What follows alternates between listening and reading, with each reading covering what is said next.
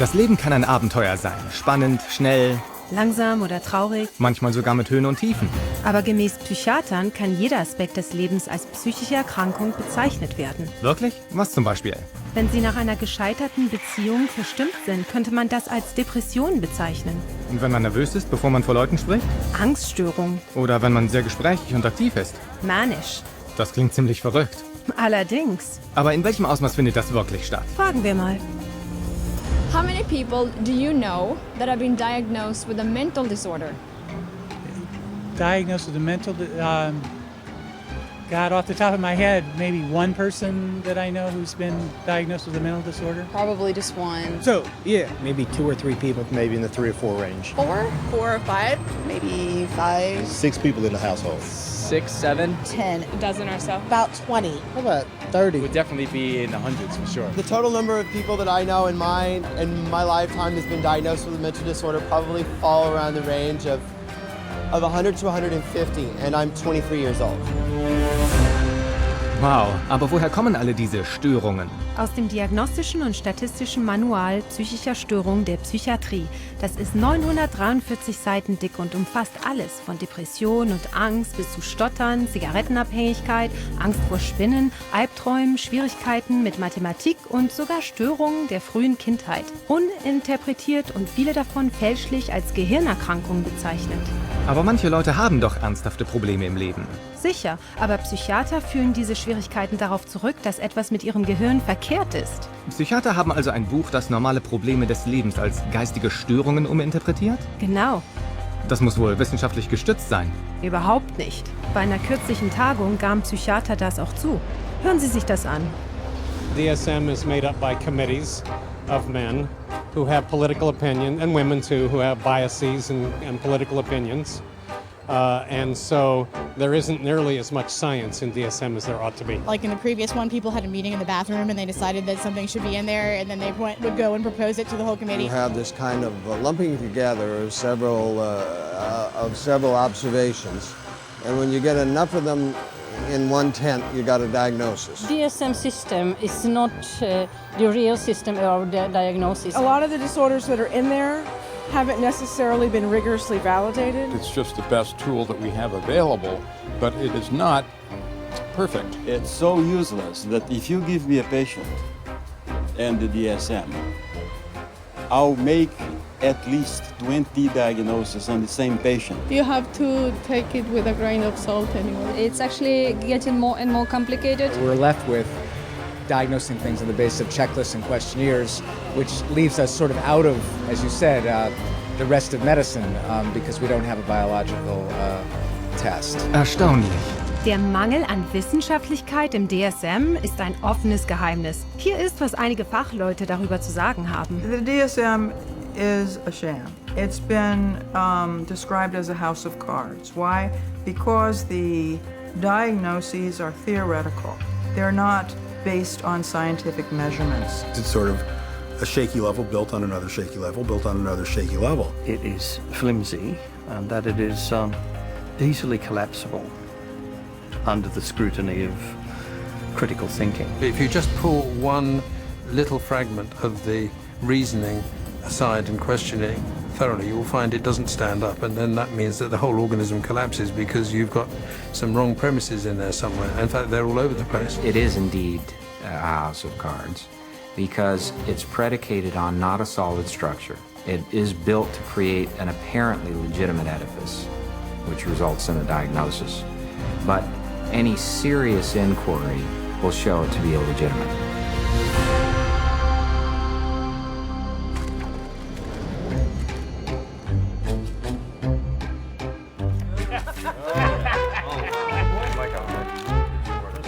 Moneymakers here, I tell you. With schizophrenia, Wenn das DSM nicht auf wissenschaftlicher Erkenntnis beruht, worauf beruht es dann? Es begann mit dem Wunsch der Psychiatrie und der Psychologie, von der etablierten Medizin akzeptiert zu werden. We psychologists have always desperately wanted to be accepted as a real science, as a true science. Now, what the early psychologists did was they looked around and they saw what other scientists were doing and they decided to emulate them. Modern approaches to classifying psychiatric disorders dates from the 19th century. Nearly all of the clinical concepts we have today originate from that time. Probably the most important of all was a chap called Emil Kraepelin, who worked first of all in Heidelberg and then in Munich. Nie von ihm gehört. Emil Kraepelin gilt als Begründer der Klassifizierung psychischer Störungen. Er klassifizierte als erster, was er für biologische Erkrankungen des Gehirns hielt. Daher rührt das Konzept der Dementia praecox, heute Schizophrenie genannt, das manisch-depressive Irresein und paranoide Psychose. Die Konzepte existieren noch heute im DSM. Das ist alles? 3 Störungen? Ja, nur 3. Aber Kraepelins System wurde schnell sehr beliebt. Hören Sie sich das mal an. Kraepelin's system caught on very quickly, not only in the German-speaking world, but also in the English-speaking world, in the United States and Britain. It caught on because up to that point, nobody had an agreed way of talking about patients. So in the early 1950s, there was compiled Diagnostic and Statistical Manual of Mental Disorders. Now, there are very few statistics in the book. Disorder is used essentially as a euphemism for illness. This is a book which catalogues mental illnesses for which no medical sign has ever been discovered. Diese primitive Broschüre umfasste 130 Seiten mit 112 psychischen Störungen. Ein kleines Heft im Vergleich zum gegenwärtigen DSM, viel größer als was Kraepelin sich vorgestellt hatte. Warum so viele? Indem sie immer mehr Aspekte des Lebens als abnormal definierten, konnten sich Psychiater riesige öffentliche Gelder sichern. Das Leben definieren? Was meinen Sie damit? Na, zum Beispiel die Luft anhalten, an den Fingernägeln kauen, am Daumen lutschen, Schlafwandeln, ineffizient sein, sogar Homosexualität. Das ist lächerlich. Sie haben all das hinzugefügt, nur um Leute behandeln zu können? Und noch mehr. Im Jahr 1968 kam das DSM-2 heraus mit sogar 178 Störungen. So konnte man auf noch mehr Versicherungsgelder zugreifen. Um dies auf internationale Ebene auszuweiten, wurde das DSM-2 an das Buch der Internationalen Klassifikation der Krankheiten, ICD, angepasst. Die ICD wird in aller Welt ausgiebig verwendet und enthält neben psychiatrischen Diagnosen auch wirkliche medizinische Krankheiten. So wurden psychische Störungen von der etablierten Medizin akzeptiert. Das war ein Anfang, aber das DSM-2 war immer noch nicht wissenschaftlich fundiert, da es nicht von klinischen Tests, sondern den Theorien des Psychologen Sigmund Freud beeinflusst war. Dann standen da wohl viele Neurosen in dem Buch, oder? Allerdings. Aber es enthielt kein Wissen über die Ursachen. Sie versuchten nicht einmal eine Ursache zu finden. Inclusion of a disorder in the classification does not require that there be knowledge about its etiology. So in other words, to make a diagnosis, you really don't need to bother with cause and effect. You don't need to know what causes the condition. Moment mal, wenn im DSM nicht steht, was die psychischen Störungen verursacht, wie entdecken Psychiater sie dann? Die Antwort könnte Sie überraschen. New diseases are being invented all the time, and I want to emphasize the word invented, because when it comes to psychiatry, mental illnesses are not discovered. They're invented. The way the system works in terms of diagnosis is that every few years a group of psychiatrists and psychologists sit around in a room and vote on new diagnoses. Das ist Wissenschaft? Ich kann es nicht glauben. Keine Angst, da sind Sie nicht der Einzige. The diseases are voted on? What do you mean? Did you say, are they voted into existence? Are voted? As in created. Oh, man. I think that's kind of ridiculous. It's crazy that you would vote. I definitely don't agree. I don't agree with it at all. Mental disorders should be based on scientific research. I have been led to believe that it's all based on medicine and science. So I'm kind of shocked to find that out. Ich auch.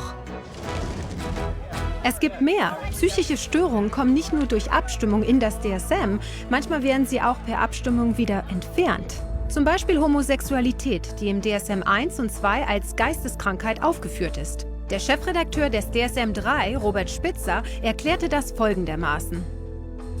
I came up with a definition in 1973 that made it possible to argue that homosexuality was not a mental disorder. On a vote, essentially, at a conference of the American Psychiatric Association, it was removed. Now, did they discover that homosexuality was not a disease through scientific processes? No. It was included for political reasons, and it was removed for political reasons. And the end result is a vote. It's a supposed democracy. So to call it science is a complete fabrication. Das DSM ist also ein politisches Werk und kein wissenschaftliches. Genau.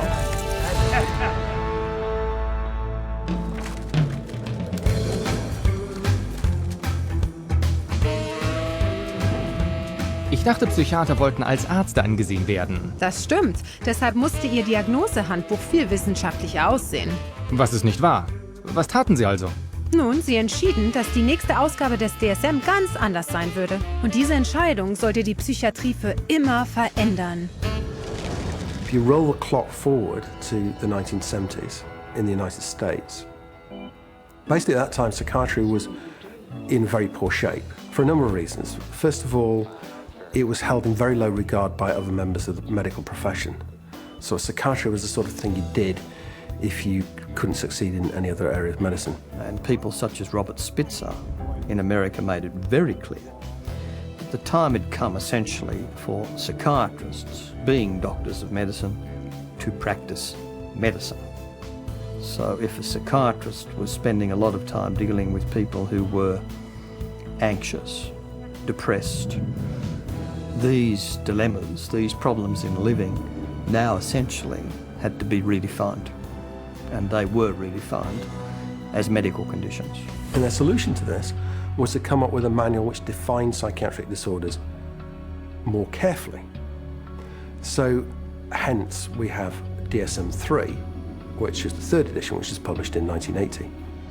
Die Psychiater unter Spitzer, die das DSM-3 redigierten, verwarfen Freudsche Psychologie und verfügten, dass die psychiatrischen Diagnosen von nun an rein biologischer Natur waren. Gingen Sie die Sache also endlich wissenschaftlich an? Nein, überhaupt nicht. Die politischen Streitereien darüber, welche Störungen in das DSM-3 aufgenommen werden sollten und welche nicht, waren sogar noch lächerlicher. Ein Psychiater sagte Folgendes darüber. They would squeeze into a room which was about half the size of this one. It was much too small. And Bob would raise a provocative question, and people would shout out their opinions from all sides of the room. And whoever shouted loudest tended to be heard. My own impression is it was more like a tobacco auction than a sort of conference. Ein anderes Mitglied des DSM-Entscheidungsgremiums sagte: The low level of intellectual effort was shocking. Diagnoses were developed by majority vote on the level we would use to choose a restaurant. You feel like Italian, I feel like Chinese, so let's go to a cafeteria. Then it's typed into the computer. It may reflect on our naivete, but it was our belief that there would be an attempt to look at things scientifically. Scheint so, als hätten Sie ein Diagnosehandbuch, das zwar so aussah, aber nicht mehr Wissenschaftlichkeit enthielt als zuvor. Inzwischen schnellte die Anzahl der Störungen im DSM-3 auf 259 hinauf. Um die Idee zu verkaufen, dass es sich bei der Psychiatrie um eine echte medizinische Wissenschaft handle, mussten sie diese mit einer wissenschaftlich erscheinenden Theorie versehen. But with DSM-3 from 1980 on, there was the progressive medicalisation of psychiatry. And the notion of chemical imbalance was invented and essentially took hold. Wow, chemisches was? Die Theorie des chemischen Ungleichgewichts. Sie kam zuerst 1965 auf bei der Klärung, ob ein Ungleichgewicht gewisser Stoffe im Hirn Depression herbeiführen könnte. Ich würde gern mehr darüber hören. Josef Schildkraut stellte die Theorie auf, da Psychopharmaka die Gehirnchemie verändern, dass Geisteskrankheit durch einen Mangel oder Überschuss von Stoffen im Hirn ausgelöst werden müssten. Ist es nicht verkehrt herum? Klar, als würde man sagen, da Aspirin gegen Kopfschmerzen hilft, dass Kopfschmerzen durch einen Mangel an Aspirin ausgelöst werden. Ich verstehe. Aber es war überzeugend genug, um der Psychiatrie und dem DSM-3 vordergründige Wissenschaftlichkeit zu verleihen. Robert Spitzer drückt es so aus. Psychiatry felt now, gee, we're more scientific, we're part of medicine. Es hat also funktioniert. Ja, und seither haben Psychiater und die Pharmaindustrie unermüdlich für diese Theorie des chemischen Ungleichgewichts geworben. Sowohl bei der Ärzteschaft als auch bei der Öffentlichkeit. If you're one of the millions of people who live with uncontrollable worry, anxiety, and several of these symptoms for 6 months or more, you could be suffering from generalized anxiety disorder, and a chemical imbalance could be to blame. Pristique is thought to work by affecting the levels of 2 chemicals in the brain. It works to correct chemical imbalances in the brain, which may be related to symptoms of social anxiety disorder. Cymbalta works on serotonin, and norepinephrine. Hundreds of thousands of patients have been prescribed Abilify. Ask your doctor. Ask your doctor. Talk to your doctor. Call your doctor. Ask your doctor about Cymbalta. Prestique is a key in helping to treat my depression. Ask your doctor about Prestique. You come to my office, and I say to you, well, you describe what's going on in your life and your symptoms, and I say, well, it's clear to me that you've got a chemical imbalance, and we're going to write you a prescription for this. The truth of the matter is, there's no such thing as a chemical imbalance. There's no test out there that they can depend on that tells you you have a chemical imbalance. There's actually, in fact, dozens of studies showing that there isn't any measurable imbalance. So psychiatrists will explain to patients all the time, this is just like diabetes. In diabetes, you have low insulin, we have to readjust the insulin level. In depression, you have low serotonin, we have to readjust the serotonin level. But actually, we have already proven that there's nothing wrong with serotonin levels. It's completely a myth, disproven by our own evidence. I had a psychiatrist.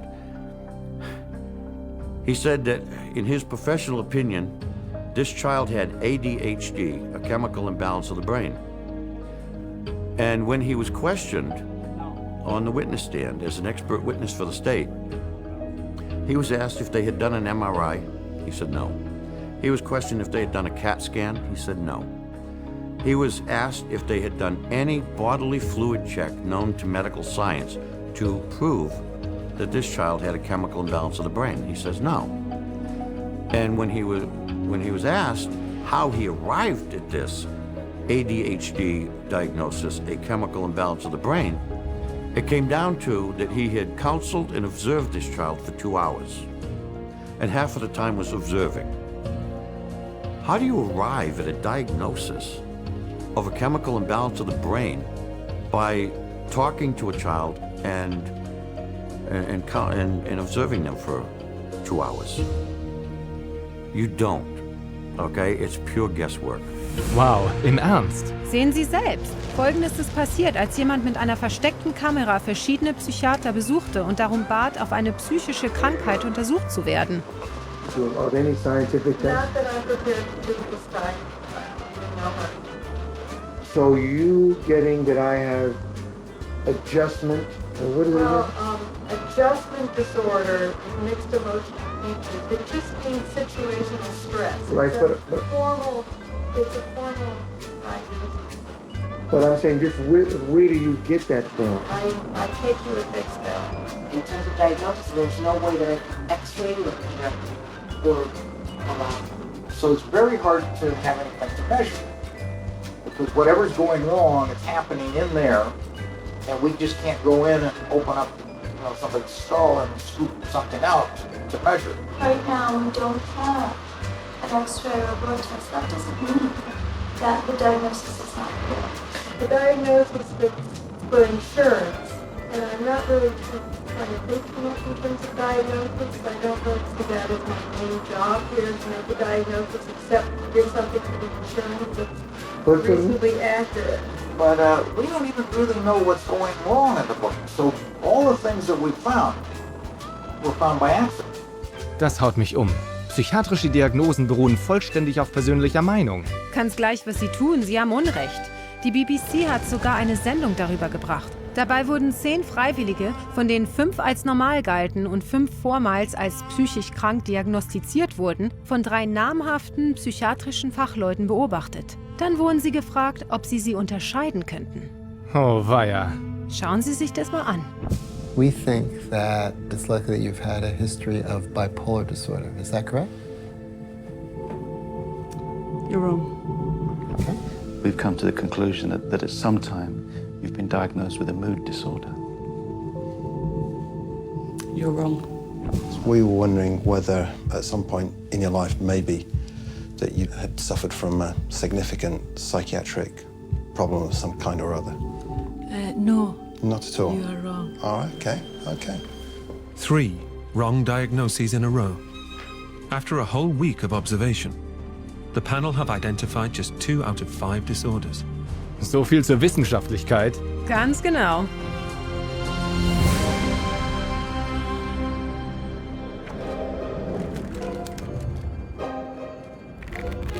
Okay, time in. And I got a pair of compulsive disorders here. Eine Frage. Wie können Psychiater behaupten, sie seien beweisorientiert, wenn sie keine Beweise haben? Das ist nicht alles.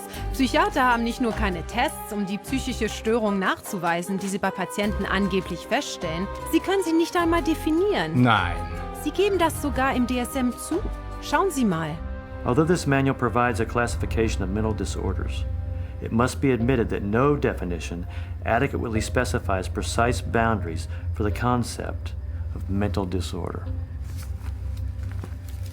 There you go. Unglaublich. Aber die Psychiater waren noch nicht fertig. 14 Jahre nach DSM 3 veröffentlichten sie DSM 4. Der Chefredakteur äußerte sich noch unverblümter über den Begriff psychische Störung. There is no definition of a mental disorder. It's bullshit. I mean, you just can't define it. Obwohl sie zugaben, dass sie eine psychische Störung nicht definieren konnten, ein Begriff im Titel ihres eigenen Handbuchs, fügten sie weitere Störungen hinzu? Viele weitere, um genau zu sein 115 weitere, was die Gesamtzahl auf 374 bringt. Im Vergleich zum DSM-1 sind es über 3-mal so viele Störungen. Und das in nur 40 Jahren. Und das Buch wiegt fast 5 Pfund. Das ist dicker als ein Telefonbuch. Es ist ein Katalog für Geisteskrankheiten. Und damit wurde bei 120 Millionen Menschen aus aller Welt eine Geisteskrankheit diagnostiziert. Wow. Und die internationale Klassifikation der Krankheiten? Gab es da auch eine Zunahme der psychischen Störungen? Absolut. Das Kapitel über psychische und Verhaltensstörungen in der ICD entspricht beinahe dem DSM.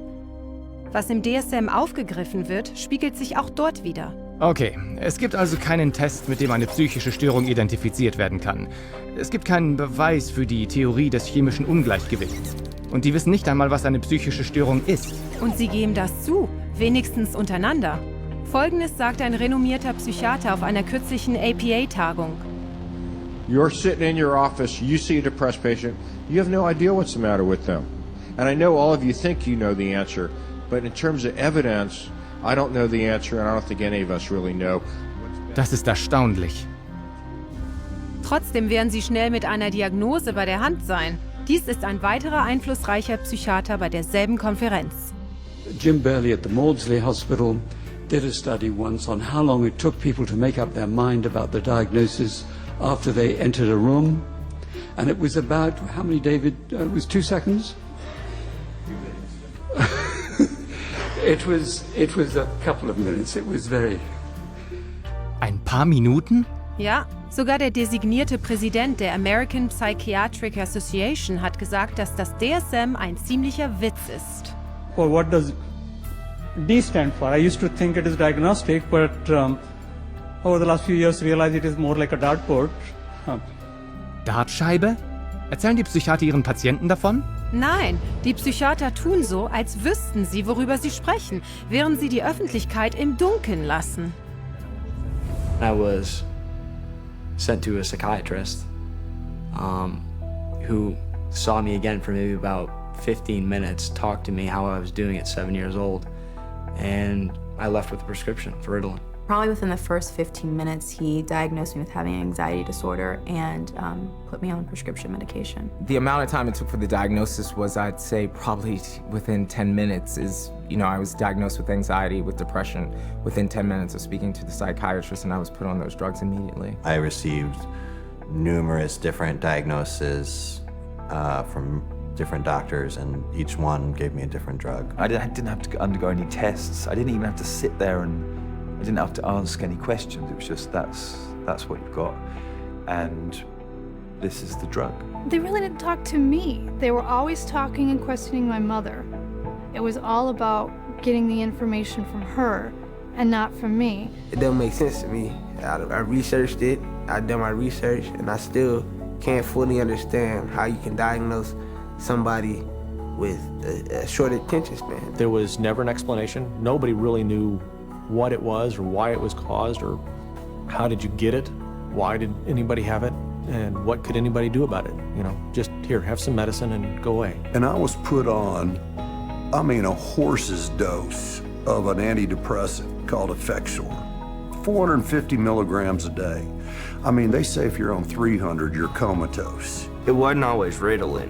It went from Ritalin to Wellbutrin to Concerta to Adderall. I remember asking these doctors, is there any other way we can do this? Is there any other therapy? Is there something we can do that won't make me feel so badly, that won't give me all these side effects and just horrible sensations through my body 24 hours a day? Is there something else I can do that might be not having to do with medications?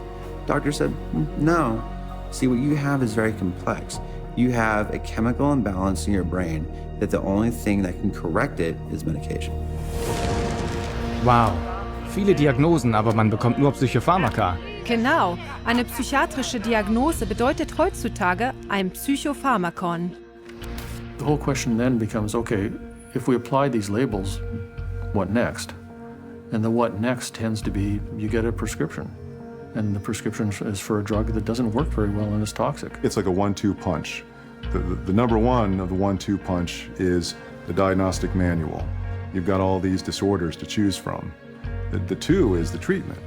So you've got the diagnostic manual in place, you've got a machinery in place, and then you've got this treatment that is there for the taking. For everything you can think of that might seem to be odd behavior, the psychiatry field has a name for it. And then for every name of every diagnosis you have, there's going to be pharmacology behind it, and they have a pill for it. Let me fan it out and pick a card, and there you go. Here's your label, and there's the drug that we'll give you to go along with that label. 98%, maybe 99% of people will get a diagnosis that justifies the use of a medication and also a follow-up appointment.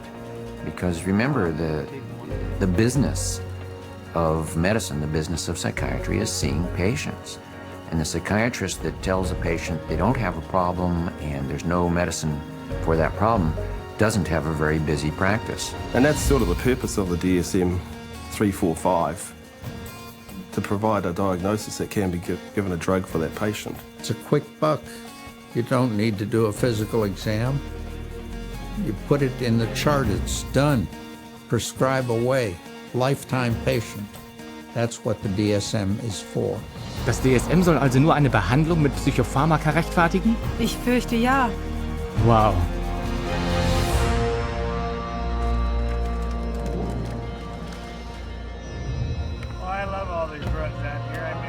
Wenn psychiatrische Behandlung vor allem Verabreichen von Psychopharmaka bedeutet, werden bestimmt viele Mittel verschrieben. So ist es. Wussten Sie, dass pro Jahr über 600 Millionen Rezepte für Psychopharmaka ausgestellt werden?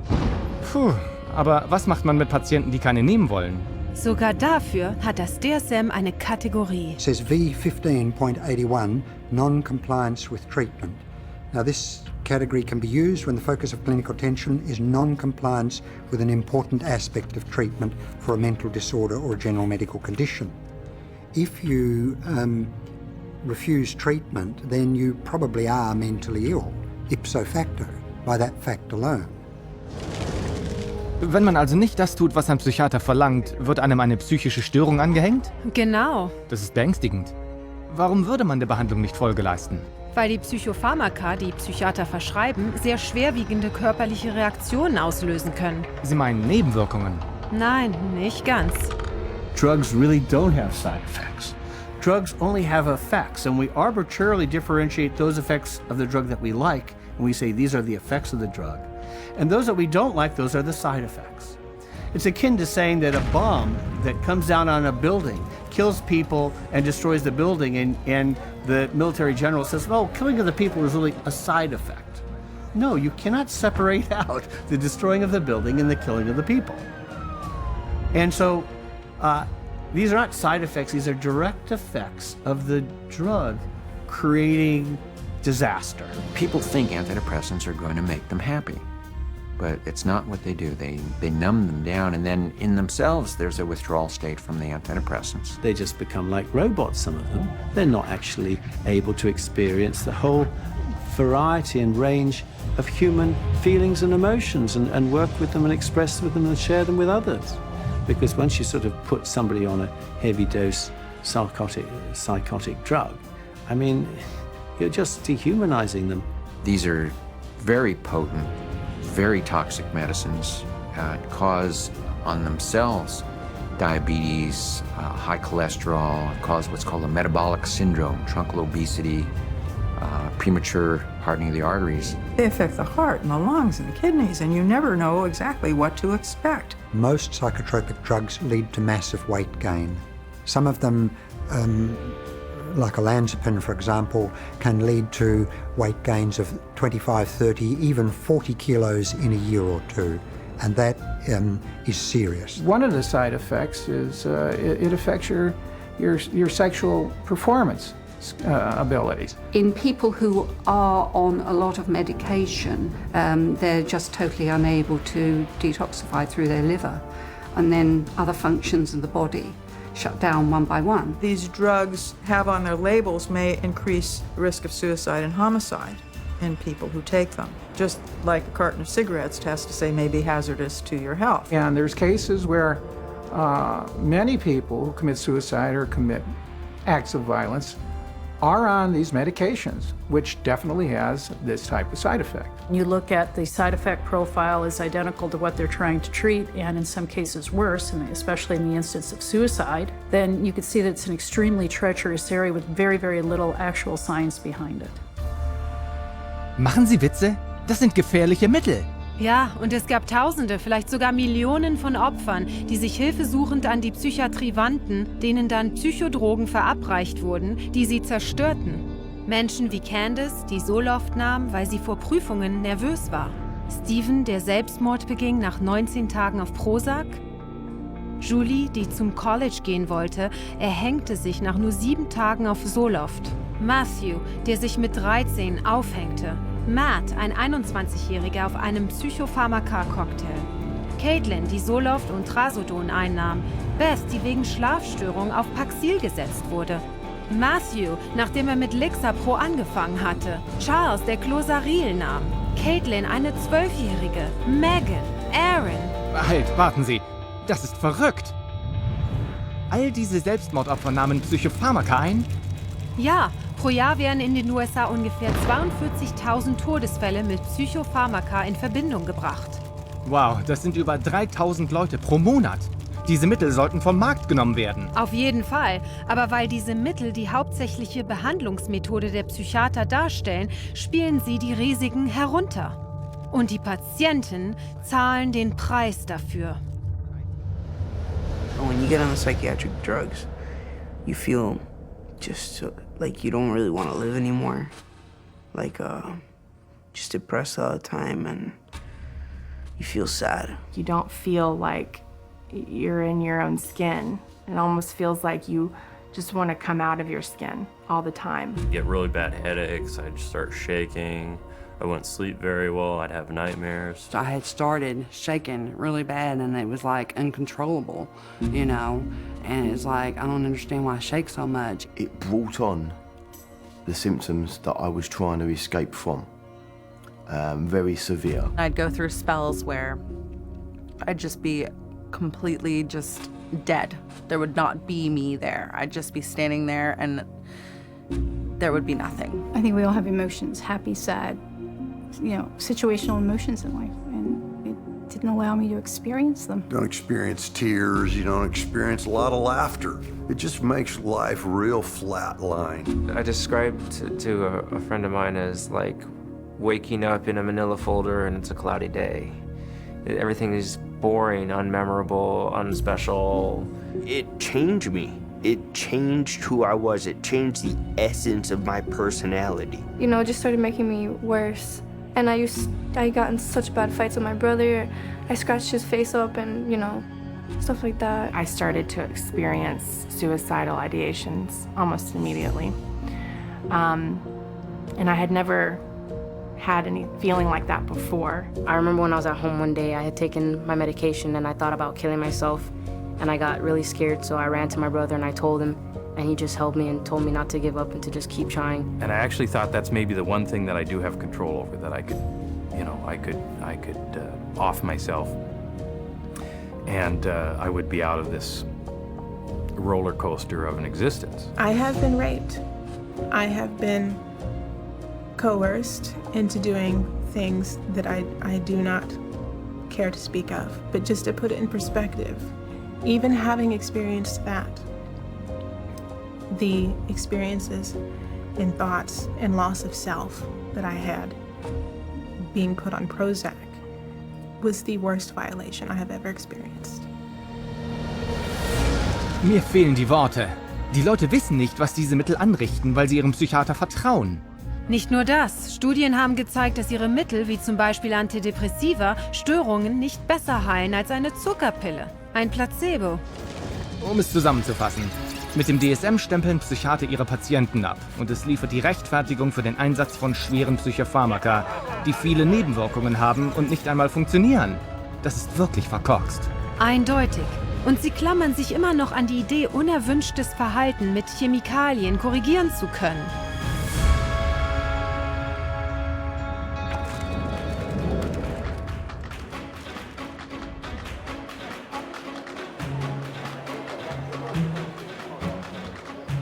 Natürlich ist die Psychiatrie für die pharmazeutische Industrie attraktiv, da diese nun Psychopharmaka für jede Störung im DSM vermarkten kann. Ich kenne diese Kampagnen, es gibt sie überall. Ja, aber sie vermarkten ebenfalls die Störung. Pharmakonzerne werben für Störungen aus dem DSM in den Printmedien, im Fernsehen und im Internet und fordern die Leute auf, mit ihrem Arzt zu sprechen. Sie lassen ihre bezahlten Fachleute in Talkshows über die neueste Epidemie der Geisteskrankheit sprechen. Sie bringen Zeitungsartikel und stellen sogar Psychiater an, damit sie Abhandlungen schreiben, sodass die Störung ein wissenschaftliches Flair erhält. Denn wenn die Leute denken, sie hätten die Störung, werden sie nach dem Mittel fragen. Genau. The pharmaceutical industry markets disorders. Because if you can market a disorder, then you've got something to sell your product to treat. So people suddenly come to think of things they previously didn't regard as a disease state as a disease. Go to the doctor, see the psychiatrist. The psychiatrist then prescribes the drug that the drug companies have received FDA approval for. And everyone is happy except for the patient. They're all working together, the psychiatrists, the pharmaceuticals, and one feeds the other. So again, job security for the pharmaceuticals and also job security for the psychiatrists. Es sind nicht nur die Pharmafirmen, die diese Krankheiten verkaufen.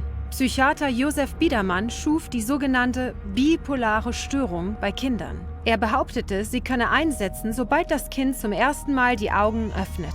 Bipolar? Sowas wie Stimmungsschwankungen? Bei Kindern? Leider ja. In nur 9 Jahren hat Dr. Biedermann einen Boom geschaffen, der die Anzahl der als bipolar bezeichneten Kinder vervierzigfachte. Den meisten wurden starke Neuroleptika verschrieben, die nur für schwer Geisteskranke gedacht sind. Davon hatte ich keine Ahnung. Der Psychiater, der das DSM-4 redigierte, gab zu, dass das DSM half, diesen Trend zu schaffen.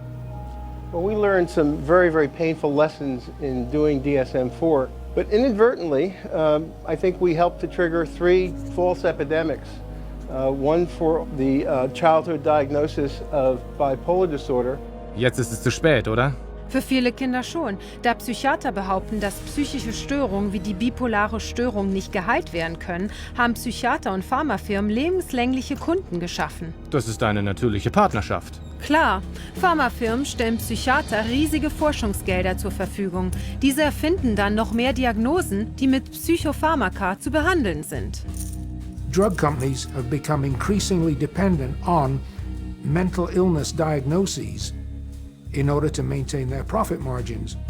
And psychiatrists and increasingly clinical psychologists are more than happy to manufacture mental illness in order to make that happen. Hence, the increase in size of the Diagnostic and Statistical Manual of Mental Disorders. The strategy is how many people we can diagnose with a particular label that would be broad enough to include a ton of people in it. And the mentality behind that is the sale of the pharmaceutical drug, which eventually becomes the treatment. These drug companies are making a lot of money, and they're spilling that money and sending that money to people that will help support their cause.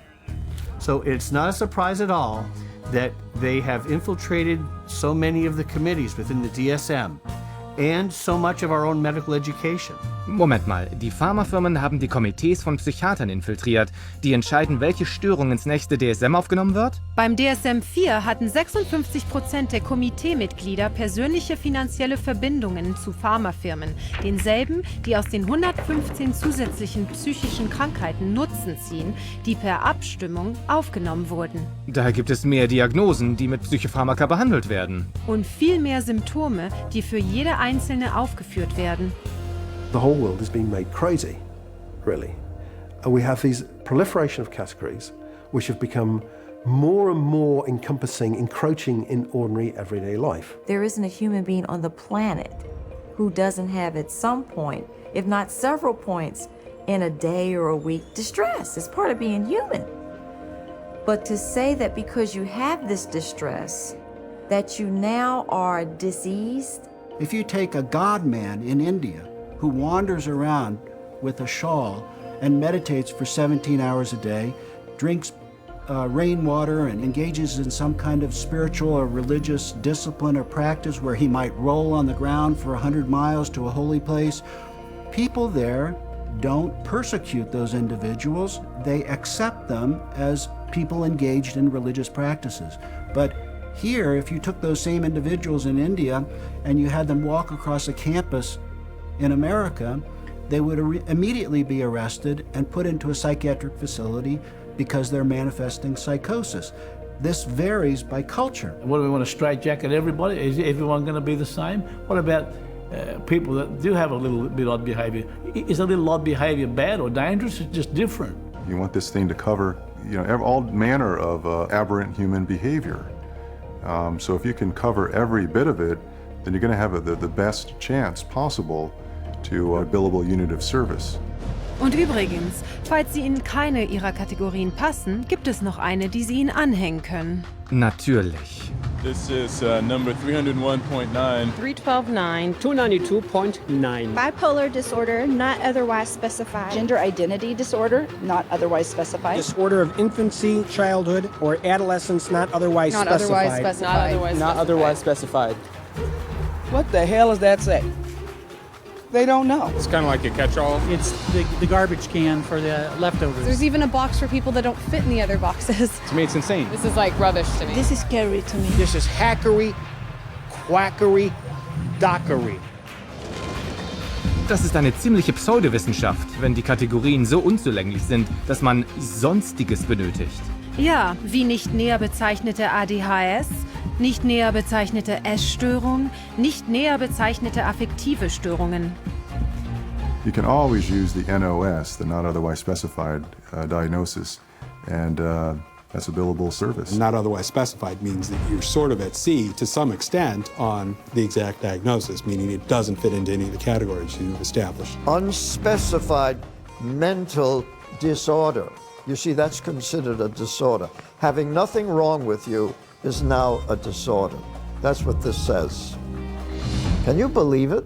Nein, ich kann das nicht glauben. Es gibt eine Kategorie unspezifische psychische Störung, nicht psychotisch. Das heißt, wir beschreiben das nicht. Das ist auch eine Geisteskrankheit? Es wird noch verrückter. Gemäß DSM könnte auch eine psychische Störung diagnostiziert werden, die gar nicht aufgeführt wird. Sie machen Witze. Hören Sie sich das an. These diagnostic criteria and the DSM-4 classification of mental disorders reflect a consensus of current formulations of evolving knowledge in our field. They do not encompass, however, all the conditions for which people may be treated or that may be appropriate topics for research efforts. It's even in the language of the introduction, it's basically saying we're trying to have a diagnosis to cover all the bases of anything that somebody could come in complaining about, which is, again, entirely backwards from how medical diagnoses are come to. Dieses DSM kommt Medizin nicht einmal nahe, oder? Nein, das ist einfach Marketing.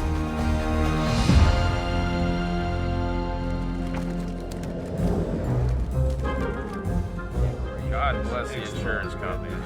know, and you get these multiple personalities that call your insurance company for insurance billing. That's the big money right there. Da stört mich immer noch etwas. Wenn psychiatrische Behandlung so lange dauert, teuer und unwirksam ist. Ich weiß. Wer wird freiwillig diese immensen Summen für psychiatrische Behandlungen ausgeben, die sich über Jahre hinzieht, manchmal sogar lebenslang, wenn sie so schlechte Ergebnisse hat?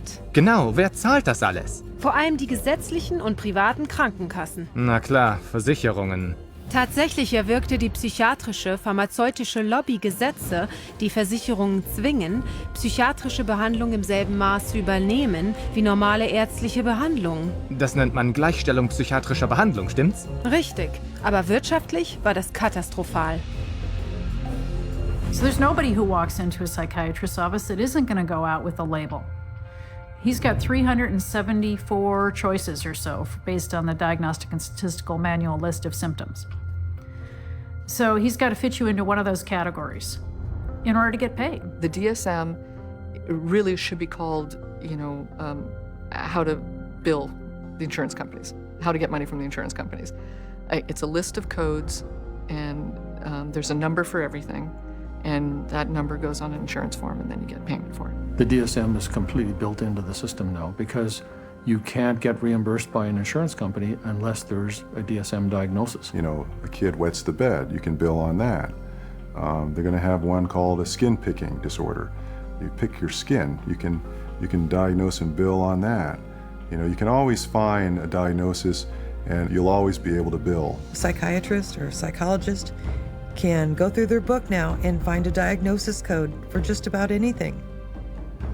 Everybody would fall into something that they could put a diagnosis on and fraud insurance companies. Was für ein Schwindel! Ganz genau. Jedes Jahr verwendet die psychiatrische Industrie das DSM, um $100 Milliarden von der US-Regierung und Privatversicherern einzustreichen. Das ist nur ein Land. Jetzt verstehe ich, wie sehr das DSM die Kosten für medizinische Versorgung in die Höhe getrieben hat. Ich weiß, die durchschnittliche Rechnung eines Psychiaters ist doppelt so hoch wie für allgemeine ärztliche Behandlung. Und das erhöht dann meine Versicherungsbeiträge. Genau, und Steuern werden auch verschwendet. Das Versicherungsprogramm für psychiatrische Behandlung in Texas ging fast bankrott, und zwar wegen sehr teurer Psychopharmaka, die normalerweise für bipolare Störung verschrieben werden. Das sind eine Menge Psychopharmaka. Auf jeden Fall. Da die DSM-Diagnosen derart willkürlich sind, kann außerdem Versicherungsbetrug ein weiteres, riesiges und teures Problem sein. Private psychiatrische Kliniken gaben sich als Kliniken zum Nikotinentzug oder zur Gewichtsabnahme aus, damit Leute sich meldeten. Come with me. Sie zahlten Anwerbern $3.000 pro Kopf, um Kassenpatienten hereinzubringen. How many more you got coming? A bunch. Und sie behielten Patienten so lange in Behandlung, bis ihr Versicherungsschutz auslief. Es geht also alles nur um die Versicherungsgelder. Genau. Sobald Patienten aufgenommen sind, kann jede Diagnose aus dem DSM verwendet werden, um eine Behandlung zu rechtfertigen. Schauen Sie sich diese verdeckten Aufnahmen von jemandem an, der vorgab, in einer Klinik tätig zu sein. I'll say patient display. That's how my opening is always a classic. Patient display. He's sort of, what do you think? You think he's, I thought, I've interacted with him a lot. I thought he's always appropriate. let's say, but under behavior, what's some good words in here? He's not negative. He's sort of intrusive a little bit. Not really. He doesn't push limits anymore. He doesn't really act intrusive. He acts sort of anxious.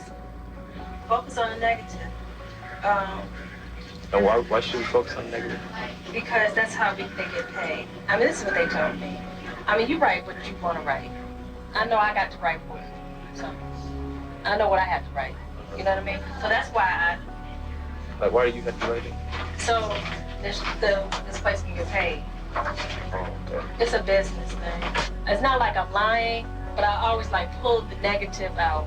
Like you're supposed to. They tell you to. What? The negative? Pull the negative out. You pull it out of Das kann nicht ethisch sein. Ist es nicht. Und das ist nur der Anfang des Betrugs. Mitarbeiter des psychiatrischen Systems stellten Versicherungen in Rechnung, dass ihre Patienten Musik hörten, Fernsahen oder Bingo spielten.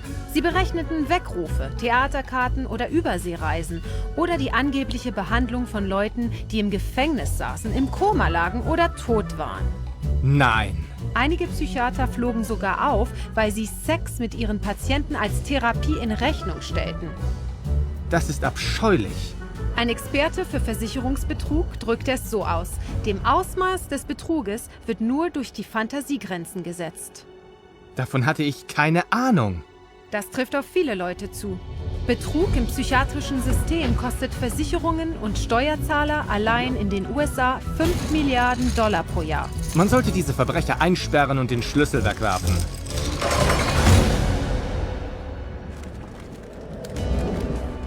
It's the Diagnostic and Statistical Manual of Mental Disorders, the 3rd edition. Erwähnte ich, dass die Psychiatrie das DSM auch sehr erfolgreich einsetzt, um unser Gerichtssystem zu infiltrieren? Auch die Gerichte? Ja. The clinical diagnosis of a DSM-4 mental disorder is not sufficient to establish the existence for legal purposes of a mental disorder.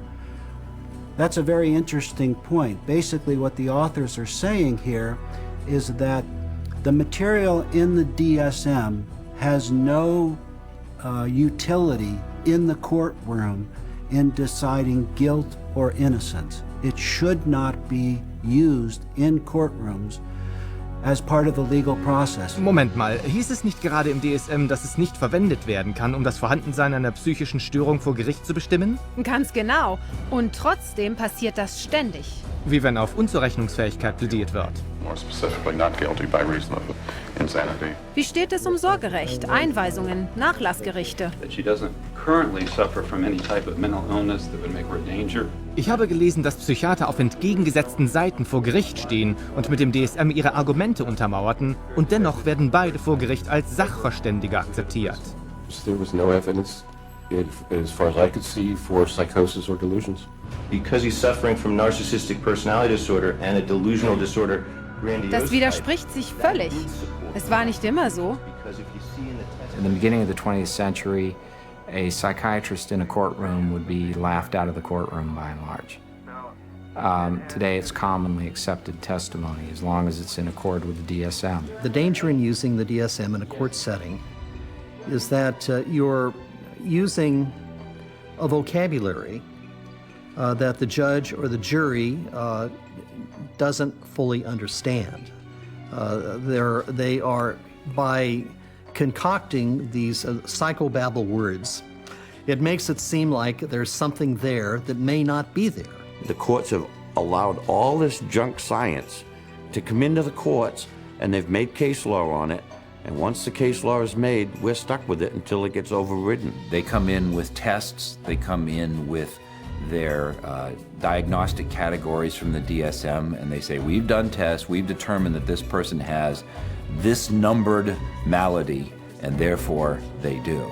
And there's almost no way to pry a judge out of accepting that. When a psychiatrist makes a diagnosis in court, is that the person is sent to a mental institution, deprived of liberty, and we have no idea whether he's guilty or not.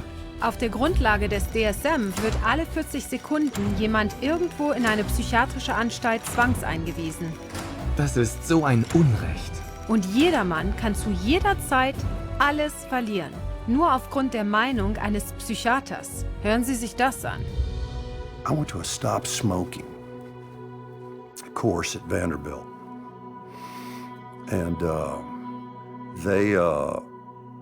the doctor, the lady that ran the program said that she goes, you need to be, we need to get you on a stop smoking medication. So she prescribed me Zyban. Well, after the fact, I find out that Zyban is nothing but this really powerful antidepressant called Wellbutrin. Yeah, I stopped smoking, but I had no idea the hell. I mean, the hell. The hell's gates were being opened when I started taking Zyban. I had been clean and sober for 18 years. You know, just never considered that. But something about that, I started experiencing the craving to drink again, and my life fell apart. Divorce, relapse. So then a sibling of mine got wind of my relapse, wanted to gain control of my pocketbook and my life, and found the dirtiest lawyer in town who knew, you know, one of the dirty psychiatrists, and bought and paid for an evaluation, had a hearing in a court before I was ever served notice. And the next thing I know, every right that a human being can possibly have was taken from me. And you have less rights as a conserved person than you do as a criminal. I mean, you are stripped of every right. You can't enter into a contract. You cannot marry. You cannot sue. You cannot even fight the legal system that has involuntarily put you in this. And it was all based on the psychiatrist's diagnosis, who never evaluated me. Das ist unglaublich. Er wollte bloß mit dem Rauchen aufhören, aber erhielt eine psychiatrische Diagnose und wurde seiner Rechte beraubt. Sein ganzes Geld war weg und er wurde in eine Anstalt gesteckt. Falls Sie meinen, es wäre schlimm, was Psychiater Leuten im Gerichtssaal antun, schauen Sie nur, was mit Familien passiert. Children are taken away from parents every day in these juvenile courts because a person with a PhD or an MD after their name comes in and says, I've shown ink blots to a person, and they may be a risk to a child. Just in my little state of Massachusetts here, there are 11,000 children in captivity, taken away from families at any one moment. And almost all of those children are being drugged. And our own commissioner of children and families testified under oath that they drug 88% of the children that they take out of the families. 88% werden Psychopharmaka verabreicht? Das sind beinahe alle. Und das ist nur die Spitze des Eisbergs. In aller Welt setzen Psychiater das Gerichtssystem ein, um Menschen ihrer Rechte zu berauben und Familien zu zerstören. Schauen Sie sich das an. Psychiatry has affected my family through the family law court rulings. The family law court has a court-appointed child psychiatrist who, it appears, determines the future of the child. It's just like a business in the court system that they forced you to undergo all of these psychological evaluations, and you have to pay thousands of dollars. But at the end of the day, it has been supported by no evidence, nothing. They'd said to me, Deb, you have a choice. Either you bring your son to get medicated, or we'll take your child away from you and put him in a home that they'll medicate your child. And then good luck. Basically, they were saying, good luck, Deb, to try and get your son back, but you'll get him back medicated anyways. And they put her in hospital, and that's when the psychotropic drugging started with Becky. And at that stage, I had no say over it. They refused to let her go. They would not let my daughter go unless she take medication. This was again a recommendation from the psychiatrist that once my son was radically ripped from his home and literally kidnapped and put in a new home with a perpetrator of domestic violence and of sexual assault, and is where he now lives, this psychiatrist said that he was never to have any counselling and never to see anybody. To have your family just disrupted like that, ripped out from under you, really, your whole life, just gone like that. And then you have to fight every day to get him back.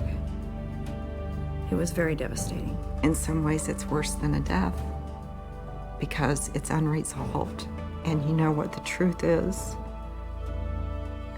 And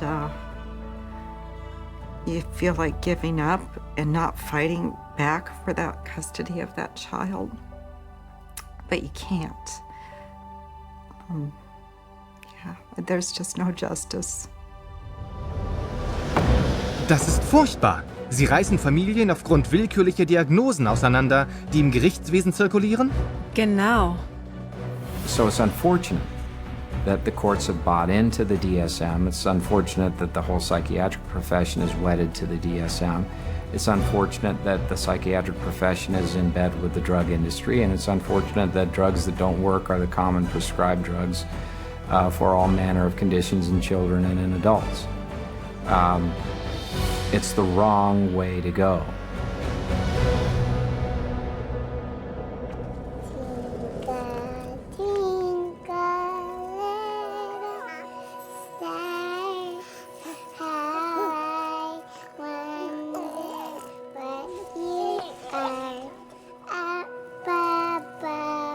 Oh nein, nicht auch die Kinder. Leider ja. Kinder sind jetzt ein riesiges Marktsegment für die Psychiatrie. Die Anzahl der im DSM aufgeführten Störungen im Kindes- und Jugendalter stieg von 3 Störungen im Jahre 1952 auf gegenwärtig 44 an. Das sind 15 Mal so viele. Dabei wird im DSM zugegeben, dass bei Kindern keine Diagnose erstellt werden sollte. In early childhood, it may be difficult to distinguish symptoms of attention deficit hyperactivity disorder from age-appropriate behaviors in active children, such as running around or being noisy. We basically don't know the diagnosis from normal childhood. That's what that's saying. Aufmerksamkeitsdefizit-Hyperaktivitätsstörung. Damit bezeichnen Psychiater Kinder, die in der Schule nicht stillsitzen, zappeln, herumlaufen oder klettern. Normales Kinderverhalten, stimmt's? Genau. 20 Millionen Kindern in aller Welt wurde irgendeine psychische Störung angehängt. Anstatt Kinder Kinder sein zu lassen, sagen Psychiater den Eltern, dass ihre Kinder psychisch krank sind und Psychopharmaka brauchen. It used to be that you were on the playground, you'd had the weird kid, you had the shy kid, you had the goof off, you had the hyper kid. You can't have that anymore. Now it's all medical diagnoses. For them to come up with new diseases and new issues and diagnosis in their book, it doesn't correct bad behavior, okay? They can give children all the pills they want. It still doesn't correct bad behavior. The thinking still is, you must fit into this mold. And if you don't fit into this mold, there's something wrong with you. And if you're not the person who designs the mold, too bad for you. A child is labeled and then they're brought to professionals who are trained a very particular way. They're all being trained that if the child fits into this category, then we should consider putting them on Ritalin because that's what they do. That is the protocol. The way the Ritalin will be marketed to the parents is that they will say, this is a drug to calm your child down. What they won't say is that methylphenidate is a form of speed. It's a form of amphetamine, and what we're actually doing is overdosing your child on speed. It's a stimulant. So naturally it's going to increase heart rate, increase blood pressure, and you put a kid out on a football field on a hot summer day, and his risk of having a cardiac event of some sort has just gone up. Ich hörte, dass Stimulantien, die Kindern wegen Aufmerksamkeitsproblemen verabreicht werden, chemisch Kokain sehr ähnlich sind. Ja, und sie haben ein derart hohes Missbrauchspotenzial, dass die US-Regierung sie in dieselbe Kategorie wie Morphium, Opium und Methamphetamin eingestuft hat. Wen werden Psychiater als nächstes auf Psychopharmaka setzen? Babys? Genau. Sie verwenden dafür die diagnostische Klassifikation 0 bis 3 oder DC 0 bis 3. Das ist wie ein Mini-DSM für Babys und Kleinkinder. Hören Sie sich das an. We already targeted our school children with ADHD and bipolar. That's already done. That was done 20 years ago. And we're moving younger with DC-03 to the 0 to 3 age group where they're trying to make popular the idea that it's okay to medicate 0 to 3-year-olds. The idea of a program to determine whether a child from birth to the age of 3 has a mental illness is so preposterous, so absolutely insane, that it's simply an additional part of the insanity that is now extant throughout this country. I cannot think of a program that is more insane than that. How are they going to diagnose a 1-year-old or an infant with a psychological disorder? How do they know? You almost have to ask ourselves, if our societies become sick, what are we doing to our fetuses, our infants, our children, that would make us need to have psychiatric medications? We're rolling dice with life. We're rolling dice with our children who can't even discuss it with anybody. They have no control. They are the helpless victims, and the ones who are supposed to protect them and care aren't armed with the facts. Eltern wären außer sich, wenn sie das wüssten. Allerdings, doch Vorsicht, im DSM steht auch, dass sie sich bei ihren Kindern mit einer psychiatrischen Krankheit anstecken können. Das kann doch nicht Ihr Ernst sein. So steht es im DSM. Oh.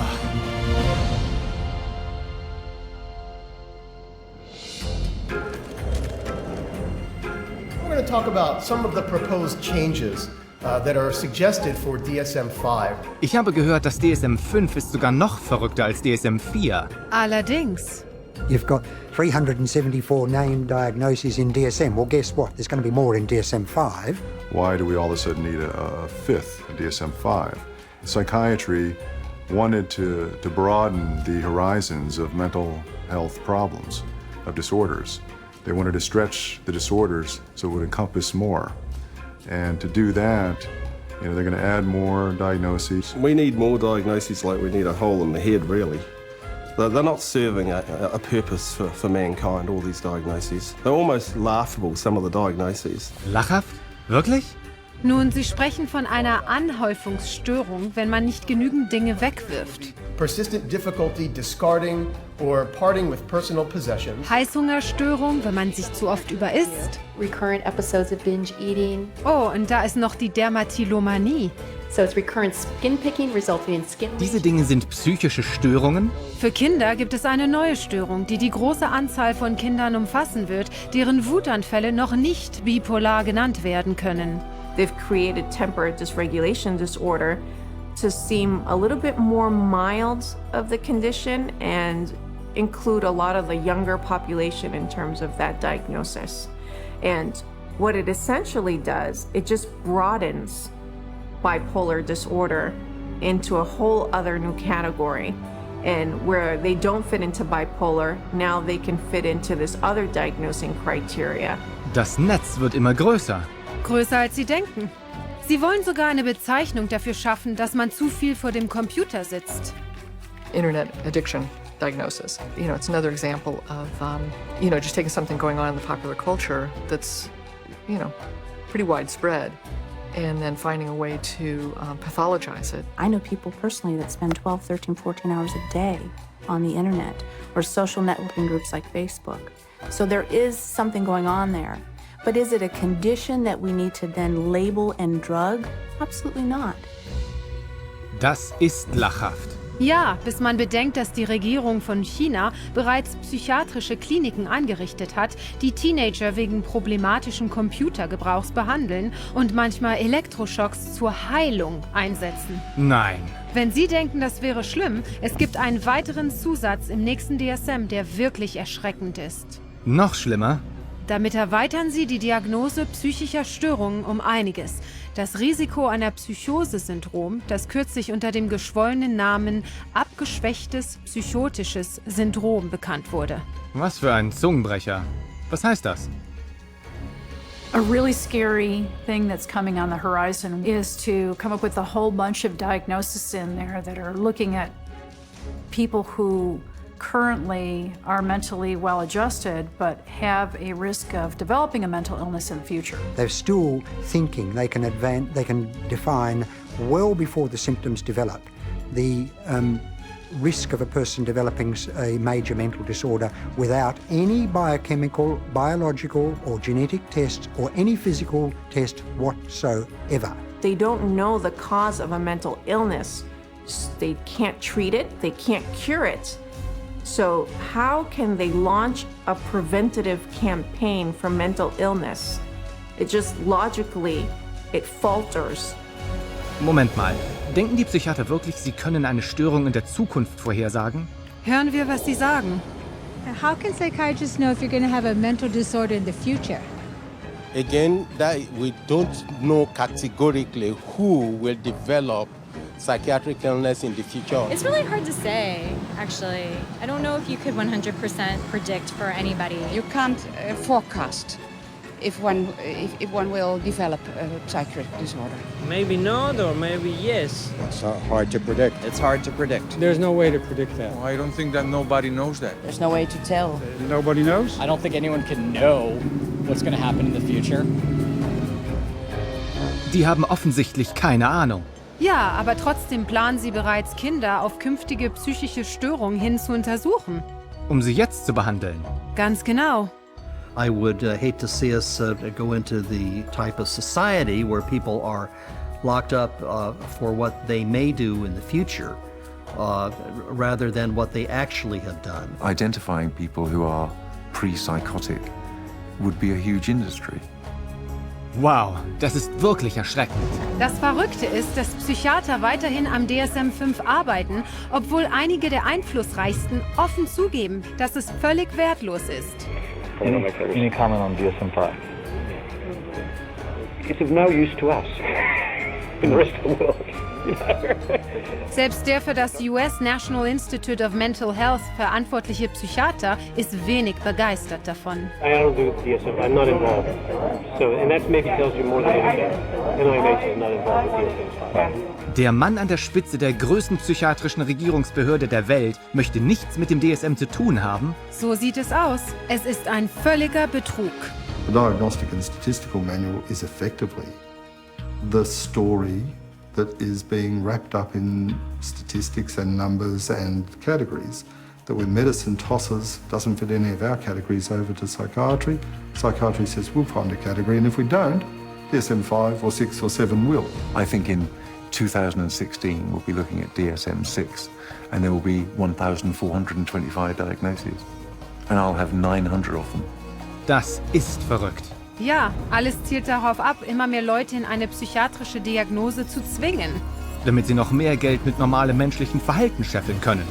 Ganz genau.